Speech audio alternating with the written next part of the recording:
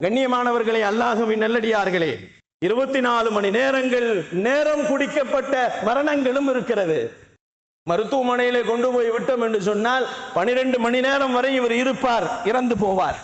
36 மணி நேரங்கள் இருப்பார், இறந்து போவார் என்று நேரங்கள் குறிப்பிடப்படுகிறது.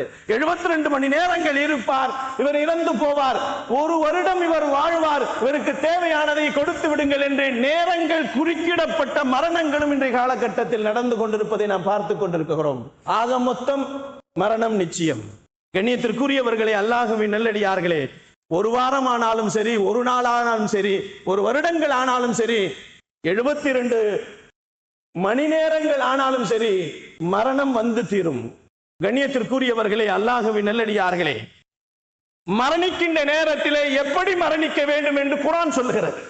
நபிகள் நாயகம் ஸல்லல்லாஹு அலைஹி வஸல்லம் சொல்லுகிறார்கள், மரணம் என்பது நமக்கு வர வேண்டும், அது எப்படி பிரியப்பட வேண்டும், என்னுடைய மரணம் இப்படி இருக்க வேண்டும் என்பதை நீங்கள் பிரியப்படுங்கள் என்று அல்லாஹ் திருவசனத்திலே சொல்லுகிறார்.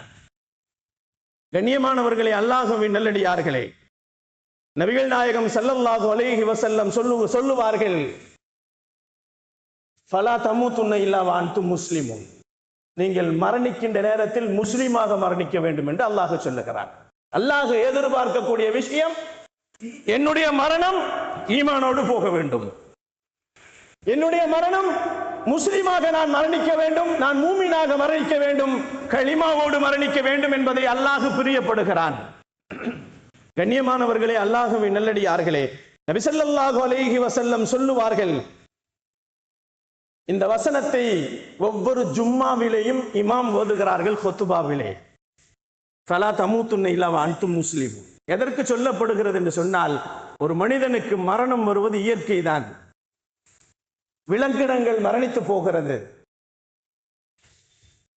விஷஜந்துக்கள் இறந்து போகிறது, மரங்கள் இறந்து போகிறது, எல்லாம் இறந்து போகிறது. மனிதன் இறக்குகின்ற நேரத்தில் அவன் ஈமானோடு இருக்க வேண்டும் என்பதை மட்டுமே அல்லாஹ் ஜல்ல ஷானஹு தஆலா குறிப்பிட்டு சொல்லுகிறான்.